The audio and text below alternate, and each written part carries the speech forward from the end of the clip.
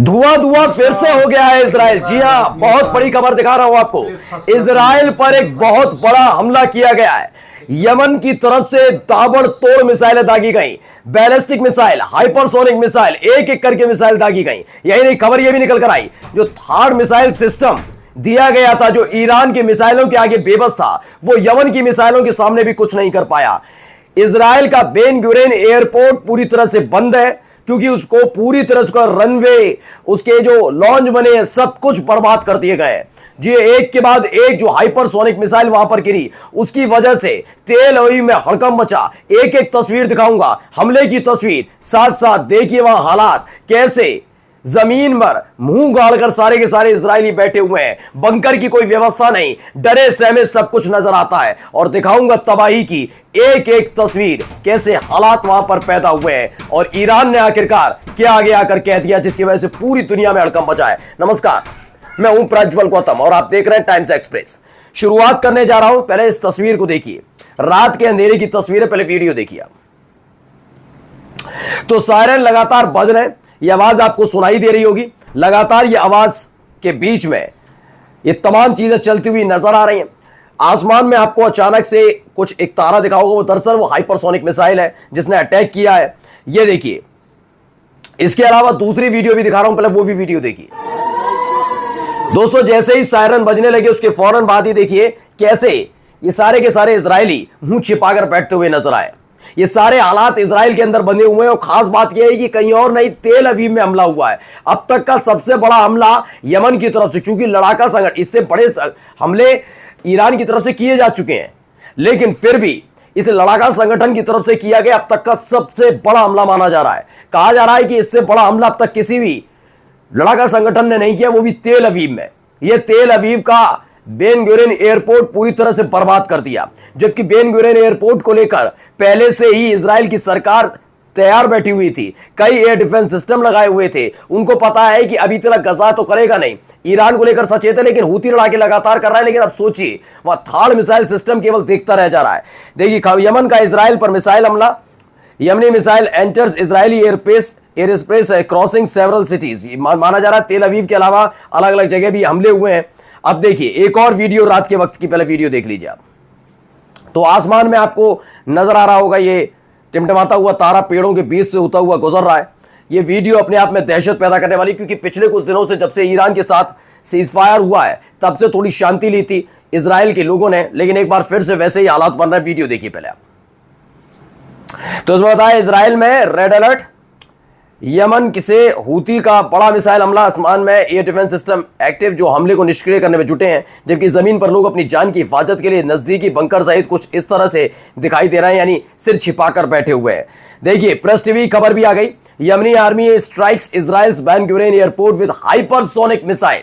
Hypersonic missile से ही attack किया गया है। यमन की आर्मी की तरफ से अटैक का बताया जा रहा है, जबकि दावा है कि हूती लड़ाकों की तरफ से अटैक हुआ है और इजराइल का बेन गुरेन एयरपोर्ट पूरी तरह से बर्बाद हो गया है। खबर यह भी है कि वहां पर उड़ानें रद्द कर दी गई हैं, क्योंकि वहां पर उड़ानें तब हो पाएंगी जब रनवे ठीक होगा। रनवे पर कई जगह गड्ढे बन चुके हैं। हालत यह है कि अब वहां पर ना उड़ानें भरी जा सकती हैं, ना कोई प्लेन उतर सकता है। इस तरह से आपातकालीन सेवाएं, यानी कि इमरजेंसी जो सर्विसेज है, उन्हें एक्टिव कर दिया गया है। लोग डरे सहमे हुए हैं, जो लॉन्च में बैठे हुए हैं वो सोच रहे हैं कि कैसे अपनी जान बचाई जाए। ये तमाम चीजें होती हुई वहां पर नजर आई हैं। चलिए अगली खबर आप देखिए, हूती लड़ाकों की तरफ से बयान भी आया, वो बयान पहले आप सुन लीजिए। तो Houthis strike back with hypersonic missile on Ben Gurion. इसके बाद हूती लड़ाकों की तरफ से बकायदा बताया गया है कि कैसे कैसे, कहां कहां, किस किस जगह हमले किए और क्यों हमले किए। वो बार बार कह रहे हैं कि गजा के साथ जो आप कर रहे हैं वो गलत है, यानी गजा में अगले एक हफ्ते के भीतर सीज फायर होने जा रहा है, इस तरह की बात है। 60 दिन का सीज फायर होगा, ये बात कही जा रही है। लेकिन ये किसकी शर्तों पर हो रहा है? ये अमेरिका की शर्तों पर हो रहा है, ये इजराइल की शर्तों पर हो रहा है। क्या फिलिस्तीनियों से पूछा गया कि सीज फायर की ये शर्तें ये आपको मंजूर है, नहीं मंजूर है? उन पर थोपी जा रही है। इसीलिए और नाराजगी है कि आप एक देश जिस पर पहले आप कब्जा करते हैं, अपने लोगों को बसाते हैं, उसी पे उसकी और जमीन पर कब्जा करते हैं, नरसंहार करते हैं, और उसके बाद क्या कर रहे हैं? अपने हिसाब से सीज फायर कर रहे हैं। ये नहीं बर्दाश्त होगा। हूती लड़ाकों ने साफ कह दिया, जब तक न्याय नहीं, इंसाफ नहीं, तब तक मानेंगे नहीं और ठोकते रहेंगे। Yemen Ansarullah claims a direct hit on Israel's main airport. Paralysing operation and sending millions of Zionists into shelter. बताया गया कि यमन की जो हूती लड़ाके हैं उन्होंने डायरेक्ट हिट किया। इजराइल का मेन एयरपोर्ट माना जाता है, किसी भी देश में अलग अलग होते हैं ना, इंटरनेशनल एयरपोर्ट हो सकते हैं कईयों, लेकिन उनकी राजधानी में बना हुआ एयरपोर्ट सबसे मेन माना जाता है। तेल अवीव का ये बेन गुरियन एयरपोर्ट सबसे मेन एयरपोर्ट है, उसे बर्बाद कर दिया है। इसी के साथ साथ एक जितने भी मिलियंस ऑफ ज़ायनिस्ट है यानी कि यहूदी हैं, इजरायली हैं, उन्हें शेल्टर पर जाने में मजबूर कर दिया। Drones also hit Jaffa, Ashkelon, Eilat in retaliation for Gaza genocide. बताया गया इसके अलावा ड्रोन अटैक किया गया, जाफा में किया गया, अस्कलन में किया गया, इलियत में किया गया। यह अपने आप में एक बड़ी खबर निकल कर आया। आइए अगली खबर दिखा रहा हूं, ये देखिए यहां सायरन सुनाई दिए जैसे ही हमले हुए। उसके बाद एयर डिफेंस सिस्टम एक्टिव हुआ, लोगों को सुरक्षित स्थान पर भेजा जा रहा है, लेकिन माना गया कि बहुत भारी नुकसान इस बार इजराइल को उठाना पड़ा है। यह भारी नुकसान उस नुकसान के फौरन बाद है जो ईरान की तरफ से किए गए अटैक के बाद अभी तक संभला नहीं था। यानी तेल अवीव, हाइफा, यरूशलेम, बरशीवा, ये तमाम जगह अटैक किए, 14 शहरों को बर्बाद कर दिया ईरान ने। उसके बाद थोड़ी शांति थी, लोग ईंट पत्थर मलबा उसमें अपने सामान को खगाल कर दोबारा से नए सिरे से शुरू कर रहे थे, काम शुरू किया जाएगा, लेकिन लगता नहीं इतना आसान होगा। हूती लड़ाके एक के बाद एक अटैक कर रहे हैं और देखिए वो तस्वीरें भी निकल कर आई। इसमें क्या लिखा है, इजराइल पर यमन से हूती का बड़ा हमला, मिसाइल हमले से तेल अवीव सहित हाइफा भी दहला, एयर डिफेंस सिस्टम एक्टिवेट है, लोगों को सुरक्षित स्थानों पर जाने के निर्देश दिए गए हैं, यानी लगातार। और सोचिए कितना ज्यादा मजबूर और बेबस नजर आ रहा है इजराइल की। इजराइल रिटिलिएट ही नहीं कर पा रहा है, पलटवार नहीं कर पा रहा है। पिछले 6-7 दिनों से लगातार हूती लड़ाके इजराइल के दक्षिणी इजराइल में बरशीवा में कितने हमले हुए सब दिखाए थे मैंने आपको, वो हमले कर रहे हैं। अब तेल अवीव, हाइफा, हर जगह हमला कर रहा है, लेकिन यमन पर हमला करने की हिम्मत और हैसियत ऐसा लग रहा है नहीं। बम गोला बारूद जो था वो पूरी तरह से खत्म हो गया इजराइल के पास। अब आइए, ये वीडियो थोड़ी पुरानी है लेकिन वीडियो देखिए जरा पहले।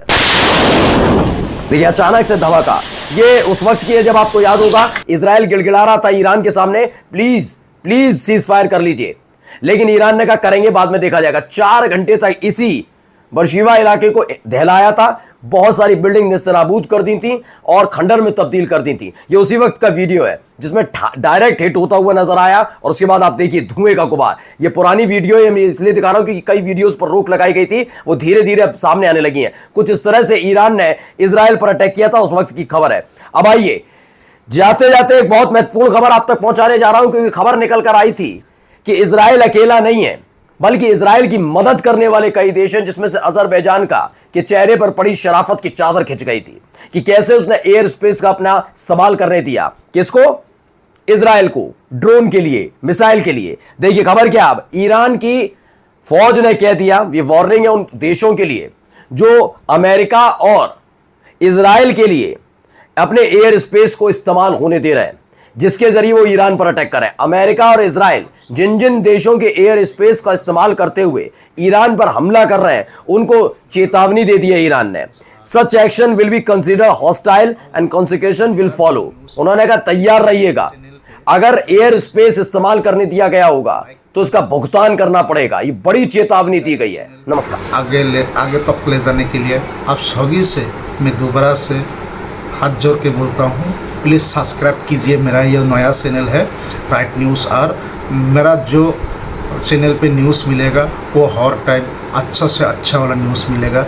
मैं गोदी मीडिया जैसे न्यूज़ नहीं डालते हूँ। अभिषेक शर्मा जी का और जो अच्छा न्यूज़ होता है उसी चैनल का न्यूज़ में मेरा चैनल का माध्यम से आप सभी को मिल जाएगा। इसलिए मैं आप सभी से एक ही गुजारिश को करता हूँ जो प्लीज़ सब्सक्राइब कीजिए राइट न्यूज़ आर चैनल को। Thank you. आप सभी अच्छा रहो, सुस्त रहो और